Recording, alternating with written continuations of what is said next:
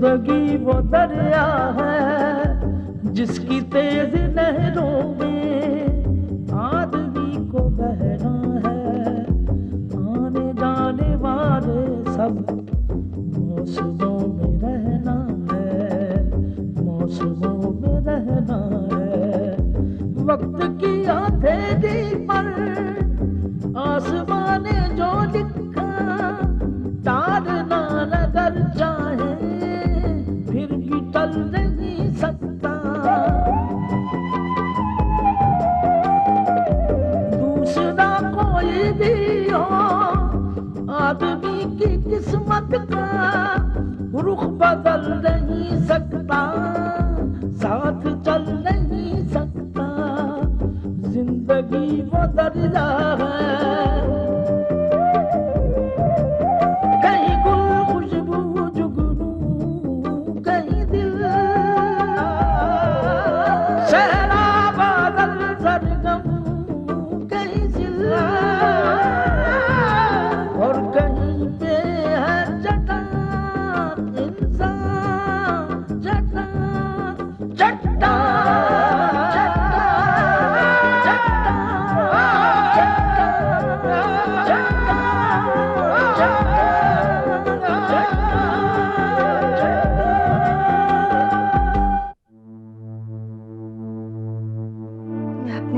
सुहा के बीच एक कच्चे धागे की तरह खींच गई हूँ।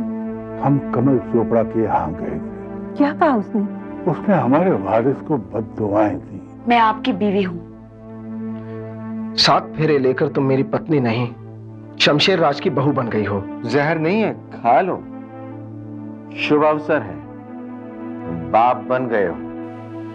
शमशेर राज ने मुझे बिल्कुल कंगाल कर दिया है, मेरा बिजनेस बिल्कुल खत्म हो गया है।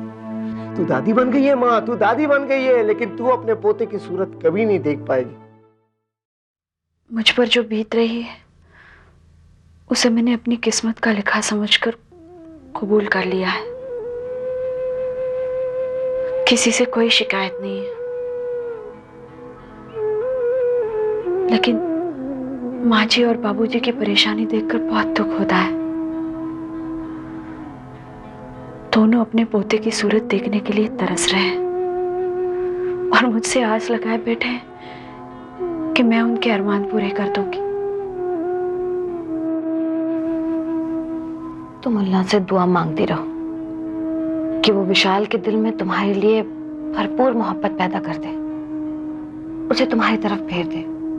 इंशाअल्लाह सब ठीक हो जाएगा। दुआएं भी थक हार कर वापस लौट आती है। पता नहीं भगवान क्या चाहता है। अल्लाह तुम्हारे सब्र की आजमाइश ले रहा है। पता है पूर्णिमा, अल्लाह जिससे मोहब्बत करता है ना उसकी आजमाइश जरूर लेता है। तुम मायूस बिल्कुल मत हो, इंशाअल्लाह देखना बहुत जल्द तुम्हारी गोद भर जाएगी। तुम तसल्ली तो रखो। किस उम्मीद पर? ऐसा क्यों कहा तुमने? क्या बात है पूर्णिमा?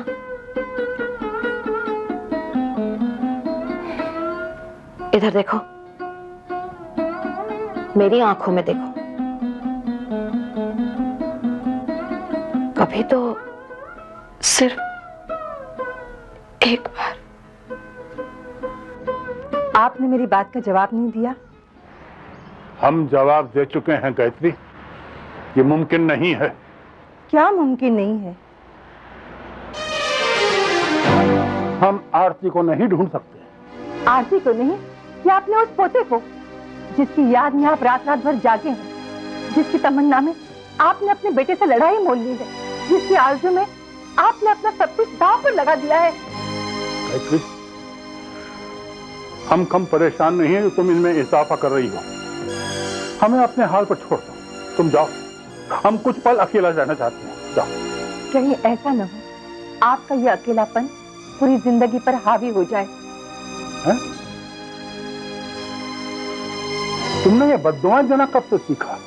जब से विशाल ने मेरे मुंह पर कह दिया कि उसका बेटा जिंदा होते हुए भी यतीम है। वो बेटा विशाल का नहीं, आरती का है।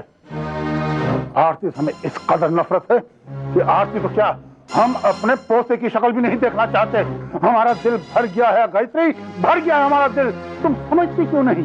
जिस पोते को देखे बिना आपका जी भर गया है, उसकी रगों में हमारे खानदान का लहू दौड़ रहा है।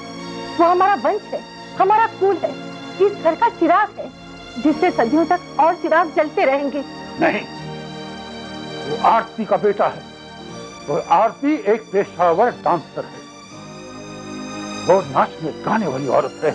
जब वो स्टेज पर आती है तो लोगों की निगाहें गुस्ताख हो जाती हैं। हमें ऐसे पोते की जरूरत नहीं जिसकी परवरिश लोगों की गंदी निगाहों में हुई हो। ये आपको क्या हो गया है? हमें नहीं पता हमें क्या हो गया है, लेकिन जो हमारे दिल में आता है हम कह देते हैं यार, हम कह देते हैं गायत्री। हर चीज से वाबिस्ता, उससे जुड़ी हुई हर चीज से हमें नफरत है, नफरत। और वो जो दिन रात आप खानदान, वंश, कुल की बातें करते रहते हैं, उनका क्या होगा? हमें इनकार नहीं, हमें इनकार नहीं। राज परिवार का वंश आगे बढ़ेगा, जरूर बढ़ेगा। हमारी एक बहू है पूर्णिमा। आप शायद भूल रहे हैं कि पूर्णिमा और विशाल साथ नहीं रहते हैं। पहले तो उनके कमरे अलग अलग थे। जब से विशाल ने इस घर से नाता तोड़ा है, मेरी उम्मीदें भी खत्म हो चुकी हैं। तुम चाहती क्या हो? मुझे मेरा पोता चाहिए। आप क्यों नहीं समझते मेरा दर्द, मेरा दुख, मेरी तड़प? आप क्यों नहीं समझते, क्यों नहीं समझते? गायत्री, हम तुम्हारा दुख, तुम्हारी तड़प, तुम्हारा दर्द हम सब समझते हैं, लेकिन हमारी जुबान, हमारा दिल का साथ नहीं देती। क्यों नहीं देती? हमें क्या हो गया है? हम फैसला नहीं कर सक रहे। हमें क्या हो गया? बूढ़े हो गए हैं हम? क्या हो गया है हमें गायत्री? हम अपने पोते को देखना नहीं चाहते, अपने पोते को नहीं देखना चाहते। हमें क्या हो गया? क्या हो गया?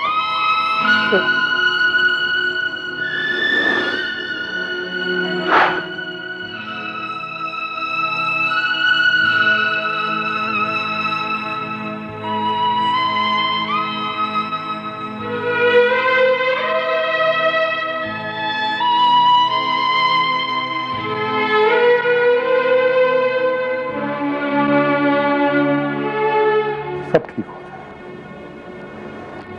सब ठीक हो जाए। हम कह रहे हैं सब ठीक हो जाए। विश्वास, सब ठीक हो जाए।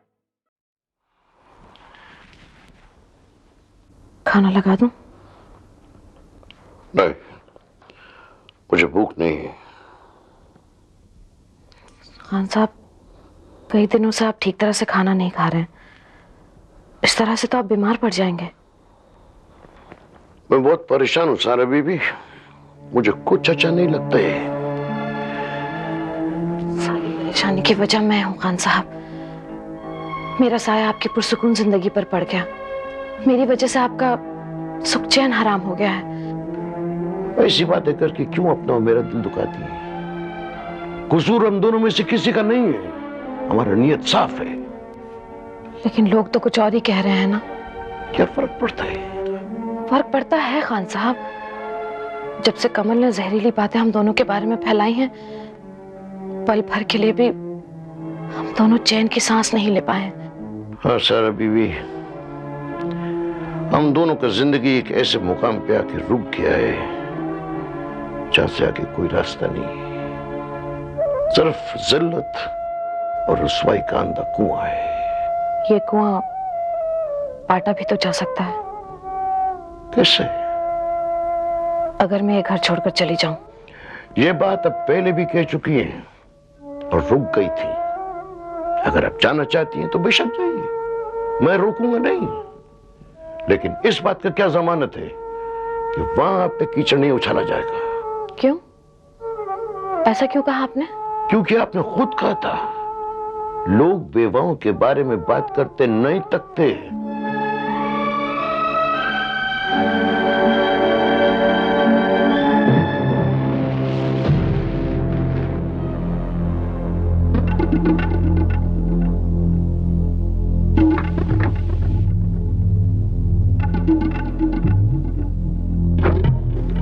किसी भी कीमत पर इस लड़की के बारे में पता चलाना चाहते हैं कि यहां से कहीं बाहर चली गई है, शायद इंडिया। लेकिन इसका कोई अता पता, कोई ठिकाना? कोई नहीं है, किसी को नहीं मालूम है और ना ही किसी को मालूम होना चाहिए सिवाय हमारे। काम जरा मुश्किल है, इसलिए आपको बुलाया है। इस औरत ने हाल में ही एक लड़के को जन्म दिया है, इसलिए आप अपनी तलाश किसी नर्सिंग होम या हॉस्पिटल से शुरू कीजिए। जी ओके। कुछ और? काम बिल्कुल राजदारी से होना चाहिए, काम बहुत जल्द होना चाहिए, इसी में आपकी भलाई है। ये रही लड़की की तस्वीर, ये रहा आपका मुआवजा। आप इंडिया जाने की तैयारी कीजिए and be in touch with me. जी अच्छा, अब आप जा सकते हैं।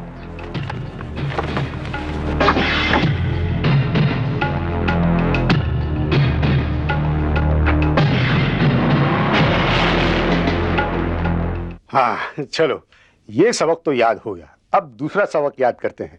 हिंदी से अंग्रेजी में अनुवाद यानी कि ट्रांसलेशन। मैं बैठा हूं, आई सिटिंग। मैं खा रहा हूं, आई ईटिंग। मुझे भूख लगी है, आई एम हंग्रिंग। I am हंग्रिंग। मेरा दिल खुशी से बाग बाग हो गया। My heart became garden garden. Hello, कौन? रंगोली? अरे मैंने तुमसे कितनी बार कहा है कि जब हम सबक याद करते होते हैं तो हमें डिस्टेंट मत किया करो। हाँ, I talk English, englishing with you. This कुप्पी, एक अकेला कुप्पी, टॉक इंग्लिशिंग, लविंग, रंगोलिंग, यू, यस। क्या? कौन? रंगराजन? तुम्हारा बाप आ गया? तो मेरे बाप का क्या जाता है? What goes my father? Huh?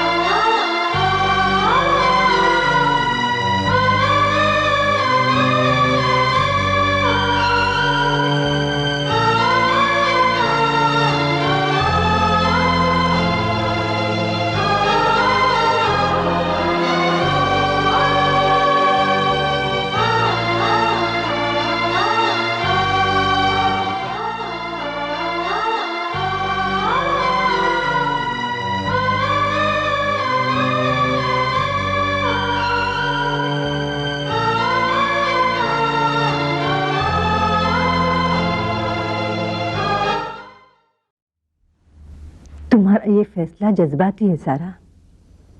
तुम्हें गुल भाई का घर छोड़कर नहीं जाना चाहिए। भाभी जान, मेरे पास और कोई दूसरा चारा नहीं है। मैं खान साहब पर बोझ बन गई हूँ, मुझे जाना ही होगा। कहाँ जाओगी? ये दुनिया बहुत संगदिल है सारा। अकेली औरत पर गीत की तरह टूट पड़ती है। इज्जत की चादर तुम्हारे सर से उतार फेंकने के लिए इसके हाथ तुम्हारा पीछा करते रहेंगे। तुम कहां कहां तक छुपती फिरोगी? तो फिर आप ही बताइए भाभी जान, मैं क्या करूं? मैं भी उस घर की महफूज चार दीवारें छोड़कर नहीं जाना चाहती, लेकिन अपने मोहसिन की परेशानी बनकर नहीं रह सकती। देखो सारा, औरत मर्द की तरह जी नहीं सकती, उसे मर्द के साथ की जरूरत पड़ती है। औरत की जिंदगी एक ऐसे शीशे की तरह होती है जो 1000 मुसीबतों के तूफान झेल सकता है, मगर बदनामी की हल्की सी चोट भी उसे चकनाचूर कर देती है। तो फिर आप ही कहिए ना, मैं क्या करूं भाभी जान? एक बात बताऊं सारा जी। इस मुसीबत का एक ही हल है, तुम और गुल भाई एक दूसरे का सहारा बन जाओ। गुल भाई को चिराग जलाने वाला मिल जाएगा और तुम्हें इज्जत और सुरक्षा की जिंदगी। बात तो आप ठीक कह रही हैं भाभी जान, लेकिन मैं समझी नहीं आप क्या कहना चाह रही हैं। तुम गुल भाई से निकाह कर लो। क्या? भाभी जान, ये आप क्या कह रही हैं? मैं सही कह रही हूँ सारा, तुम गुल भाई से निकाह कर लो।